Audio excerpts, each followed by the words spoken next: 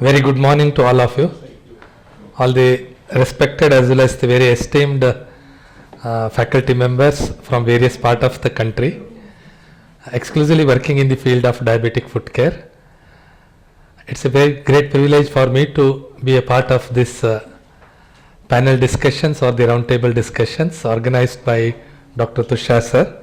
Before I start my presentation, I would like to congratulate and compliment Dr. Tushar sir and madam and the entire his team for organizing this very innovative, very important sessions in the area of the diabetic foot. I think I got an opportunity to attend one or two international such type of panel discussions, exclusively one in Switzerland focusing on the international classification of function, disability and the health, and the another one is the US. I think this is in first type, to my knowledge, this may be the first of its kind in India to organize in the field of diabetic foot care. Congratulations sir, and thanks for my invitation also. As mentioned, I will be the opening batsman. I don't know how I will perform in the one day match today. In case if there is a performance is not poor, I will take the responsibility. If the performance is good, the credit will go to Tushar sir. So my introduction is, I represent from the Manipal Academy of Higher Education's MAIYYA, Manipal. Maybe one or two slides with respect to the diabetic foot syndrome. As I said, my topic will be on the assessment of biomechanics of the diabetic foot. Specifically, the maximum plantar pressure predicts the neuropathy as well as the diabetic foot ulcer. And as a clinician, what we need to know and what all the important points we need to take into the considerations when we are making an appropriate clinical decisions from the patient's treatment or the overall plan point of view. So the diabetic foot syndrome, all of us know that it has a combination of all the three. Earlier we used to say it's mainly focusing on the neuropathy. But if you say this, all this based on the many recent studies have highlighted that all the three components are parallelly starts changing in the diabetic foot. The main reason is mainly because of a persistent or the uncontrolled hyperglycemia can lead to a changes to the microcirculations or the small blood vessels in the beginning itself. This trend can changes within 1 year of diabetic durations in case of type 2. It can start changing in the 3 to 5 years after the type 1 or the young onset diabetes or the juvenile diabetes. Therefore, all the three important assessment needs to be taken into consideration, focusing on the neuropathy, the vascular and the structural changes.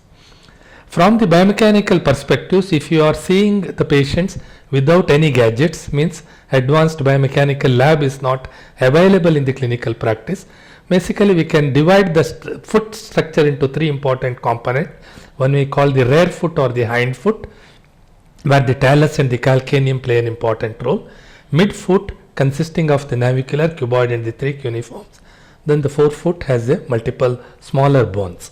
So this is the one structural divisions we can make when we are assessing the patients from the clinical point of view. Predominantly all of us know the forefoot has a major changes or with respect to the damage or subsequent neuropathic callus or the ulcerations. This all are predominantly takes in the forefoot as compared to the other part of the foot structures. The second important aspect is arch also plays important role in the day-to-day the dynamics of the foot. Most importantly, the two important arch all of us know, the longitudinal arch as well as the transverse arch, predominantly they act as a shock absorber and helps in redistributions of the weight. Or when we say in the standing to walking, that is the static standing, where the picture says about predominantly the hind foot or the heel takes about 50% of the load. The forefoot takes only especially the heads of the base of the metatarsal heads and the phalanx takes about 46% and the midfoot takes about 5%. This dynamics can alter in the patients with the diabetic foot, predominantly with the neuropathy. So when we are focusing on the assessment, this all the standard assessment we need to do in all the patients. It's very important that focusing on the basic it depends upon the facilities available in the clinic. We can focus on the neuropathic assessment, vascular assessment, detailed musculoskeletal assessment, because the foot biomechanics is not just affected only in the distal aspect of the lower extremity. The mid or the proximal joint like the hip and the knee play an important role in the gait cycle of an individual. Therefore, a very simple assessment of the proximal structure also needs to be assessed, the detailed biomechanical assessment, and then the last but the most important component needs to be a simple footwear assessment of the patient. Today's talk will be mainly restricting on the plantar pressure or the biomechanical assessment. When we say the clinical biomechanical assessment of the foot, these all the three clinical tests play an important role in the biomechanical assessment of the foot. One is the navicular drop test, the windlass mechanism, and then the assessment of the arch. So this is another important simple clinical assessment. We focus on the look, listen, and the feel. This may be a 1 minute or the 3 minutes assessment, depends upon the need of that particular patient. Parallelly, you can do all these three assessments before we go for the biomechanical assessment of the patient.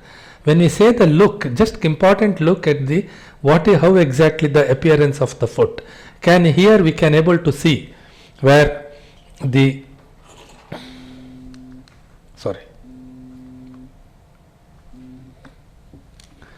here if you see the right and the left foot, by looking itself we will be able to know that there is an onset of the Charcot in the left foot of the as compared to the right.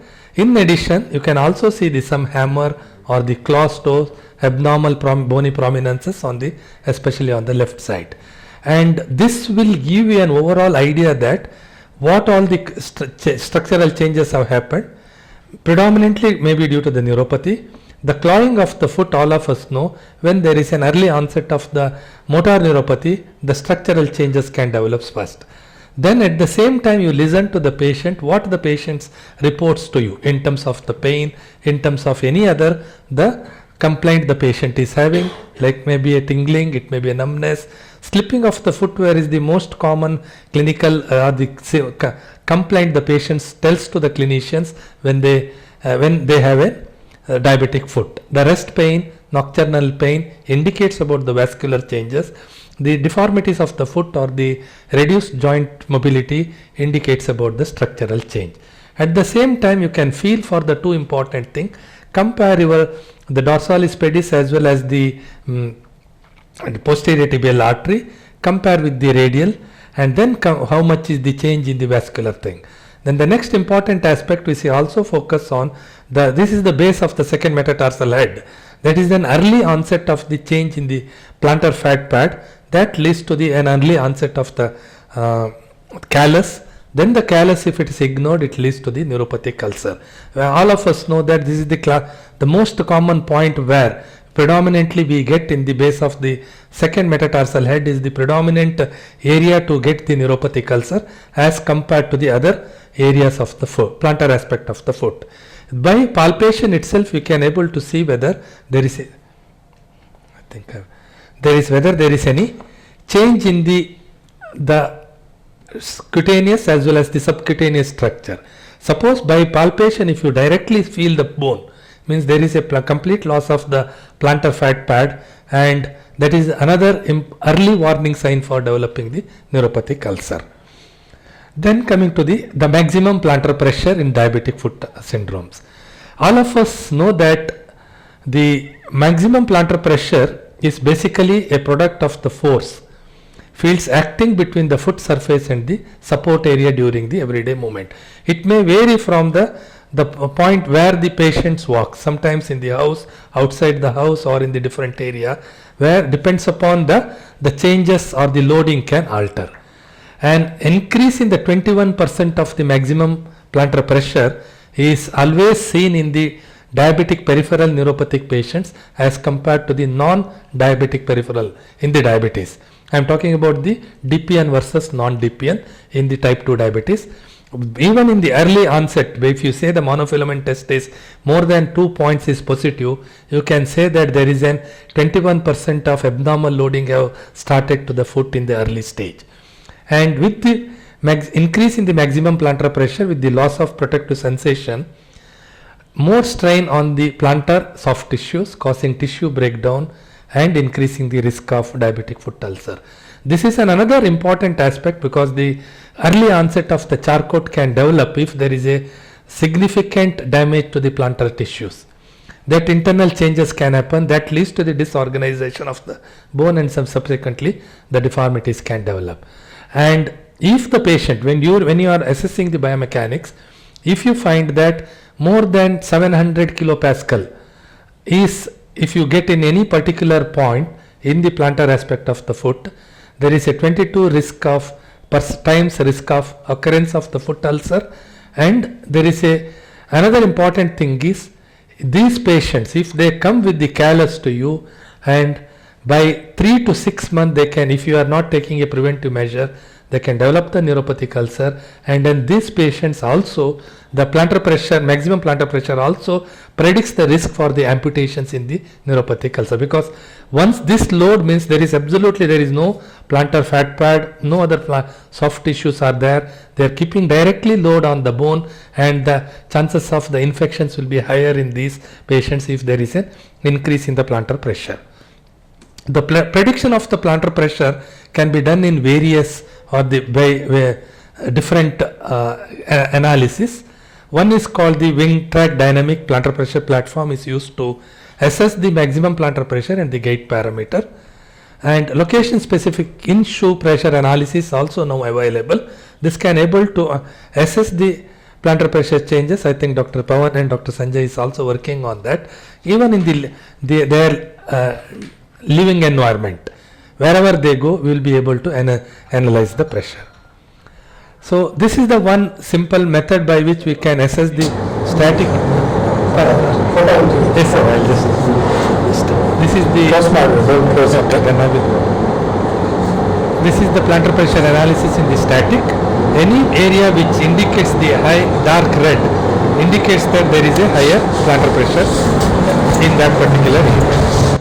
Then the next one, we also do the dynamic plantar pressure. This is the 3-meter analysis. The patient is asked to walk on the platform or the force platform. We will, along with the changes in the plantar pressure, we also look for the changes in the gait cycle of an individual. Okay. So this is another. In addition, detailed biomechanical assessment can be used with the markers, so that we can able to check the complete the lower kinematics angle, how much is the load of, and the recruitment of the muscle pattern. Everything can be analyzed during with this technique. These are all the areas where we should focus on when we are analyzing the report. This is called the region of interest, which all the area there is a maximum plantar pressure. Then this is a one model we have developed. I will come to that in the little latest at the end of my talk. And what we did is, once we do the biomechanical assessment, the correction of the maximum plantar pressure is very, very important. What we did is, in this picture I am just showing only the insole, but we have also given the MCP footwear, microcellular polyurethane footwear is given to the patients with the customized redistributions of the plantar pressures in their area. We have observed in the I am talking about the high risk neuropathic patients, means they are having the monofilament as well as the VPTs more than the specified change. These patients have been 86 participants who have been taken in the study, and the control group we observed for the 24 months. And in this, what we observed is a proper customized footwear can help in changing the 47% of redistributions of the plantar pressure can happen by 6 months time if there is an customized footwear is given to the patient. The second important aspect is, along with the redistributions of the changes in the plantar pressure in each area, and majority of the studies have highlighted that if you find more than 21% with your intervention, definitely you can able to prevent the risk of ulcerations and the future risk of amputation. In our study, in all these region of interest, we got more than 29% in the 12 weeks time, and then more than 49% in the 24th week. So then the another important thing also we did is the maximum plantar pressure on the both the areas of the different region of interest, and how exactly the customized insole works. One important thing, demonstrated plantar pressure reducing effect is defined as more than 30% reductions in the area of the highest plantar pressure in comparisons to the same area in the patient's current footwear or below 200 kilopascal. Why this? Most of the studies of the Western studies have highlighted that anything more than 200 kilopascal in particular area is called an abnormal plantar pressure distribution. And this is the pressure time integral. These are all the various parameters we have recorded. With the time constraint, I think I'll just skip this. Then, okay. Total contact area is another important thing. When we are looking at the total contact area, is the horizontal support surface of the plantar region in contact with footwear or the ground surface. Suppose if you get at least 10% and change above the redistributions of the pressure with your any specific intervention, means you are rearranging or reorganizing the plantar pressure loading from the high risk to the other areas. This is another point we, okay. Foot posture index and the navicular drop also we analyzed, and also, okay. Take home message, I just wanted to, assessment of the foot biomechanics play a significant role and the importance in the diabetic foot syndrome. In high risk neuropathy, customized insoles and the footwear prevents progression, reduce pain as well as improve the foot biomechanics, and all the guidelines recommends an early footwear prescription is essential, but most of the time it is not recommended as a customized. So there is a need of the customized footwear in the diabetic foot syndromes in all the low, moderate or the high risk neuropathic patient. And today's I wanted to keep one point, need for standardization of the maximum plantar pressure in Indian type 2 diabetes. This is the point I wanted to bring it to the panel. Why I am telling this is, if you look at our model, this is more than 1000 populations data we conducted in our center. Even in this high risk neuropathy, our mean high plantar pressure was 186. But the Western literature says more than 200 kilopascal. So there is a need for standardizing to our Indian population, because even the low risk there is a fall, and even in the moderate or the low risk, still there is a decrease in the plantar pressure. Suppose if you say the patient based on the foot's or the analysis, plantar pressure analysis, if you ignore that person is having less than 200 kilopascal, we no need to do anything, means we are ignoring the abnormal loading of the foot. Therefore, there is a further need of a multi-center trial to be conducted. This model we only developed. Later at the end, if time permits, I will highlight what all the parameters we have taken. This is statistically and clinically analyzed as well as validated data. It can be in the different center. At least we can further validate, and then we can come out with the guidelines. And a strength of this model is you don't need any sophisticated lab to do the biomechanical assessment. Thank you all. Just these are all the few publications as part of the studies we got. So always we say, care for your feet as your face, or you will bury your feet before your face. Thank you all. Just thank you all. Just sir. Yes.